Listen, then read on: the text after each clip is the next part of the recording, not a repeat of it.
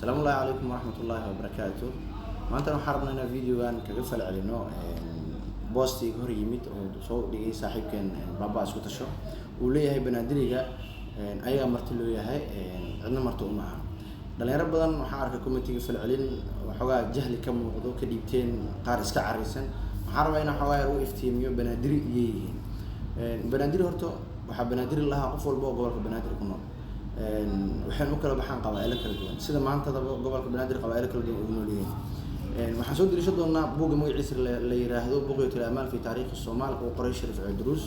oo ka dhashay isla bahda banaadiriga la yiraahdo Shariif Cidruus wuxuu dhintay Allah raxmada 1960kii buuggiisa page-ka 888 ilaa 889 wuxuu kaga faalooday qabaa'ilada iyo qaabka ay kala baxaan waxaan ku hormari doonaa kuwa xamrooyin deganaa xamrooyin waxaa degnaa qolyaha la dhaho moorshi iskaashato dhabarweyne iyo baadacada ee aadhe bandhabow moorshi qolyaha la dhaho waa qabaa'ilo kala duwan oo isku imaaday una kala baxa ajuuraan silcis iyo carab hore sidoo kale waxaan ka hadli doonaa qolyaha la yiraahdo iskaashato iyadana waxay ka kooban tahay reer Sheekh Muumin ama loo yaqaano reer Ugaas Muumin oo Karanla iyo qolyo la yiraahdo Sawaad Gurgaarte iyo qolyo la dhaho Andaweyne oo Cadaana iyo Shamsidiin oo carab hore iyo qolyo la yiraahdo Cidruus oo ayagana carab hore number 3 waxaan ka hadli doonaa qolyaha la yiraahdo dhabarweyne ayagana waxay ka kooban yihiin xawaadle oo meelo Soomaala awrmale oo gardheero Soomaala iyo mursade oo Karanla Hawiya iyo reer Jibril qolyo la dhaho oo carab hore shaanshiyo oo carab hore iyo qalmashube oo dad isku yimid oo xirfad isku keentay number 4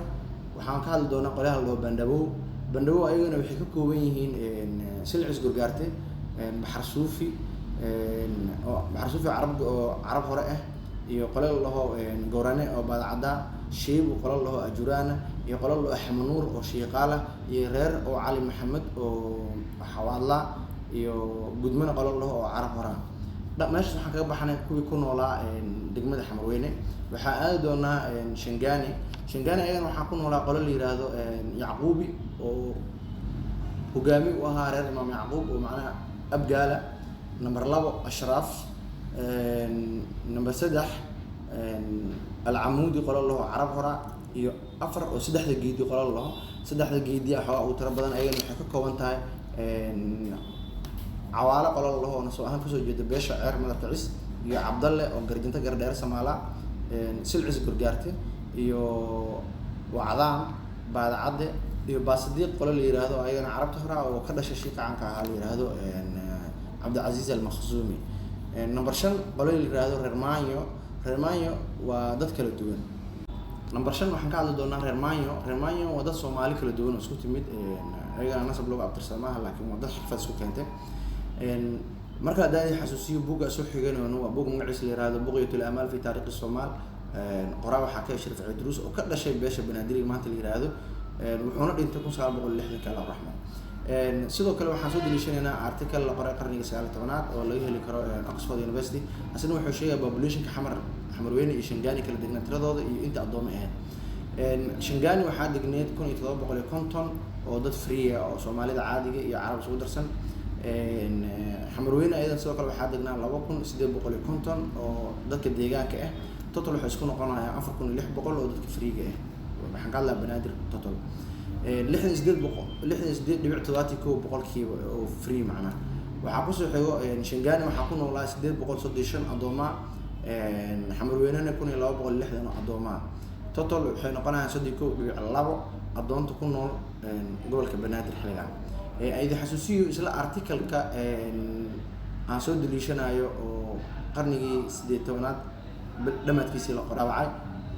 wuxuu sheegayaa in marka xumaan leedahay oo nooca dagaalka ah oo ku soo qaldamay maxaa la hayo Shangaani xaweeda ku soo xirtay oo inta la qabsaday dadka dhan qaab adoon loo kala gatay adoontaasi way noqon karaan kuwa adoonta caadiga way noqon karaan carabta maanta joogto sababtoo ah Cumaani oo inta la qabsaday beledka lagu kala gato marka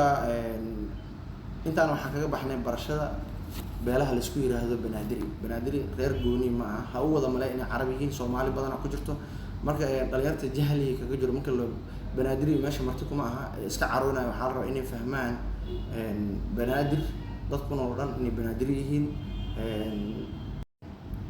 sidoo kale gobolkan banaadir ciidaha degan uu ka dhaxeeyaa sida maanta loo wada degan loo wada leeyahay shalna loo wada lahaa marka hadii loo banaadiri meesha ayaga marti loogu yahay sax waaye hadda adigoo ila video daawanaya qabiilka doonta ahaa oo xamar ku nool aaminsantaa xamarna leedahay qof kale haduu ku yimaado dee adoo marti ku yahay Soomaa marka banaadiriga ayaga marti loo yahay sida caadiga waana ma santiin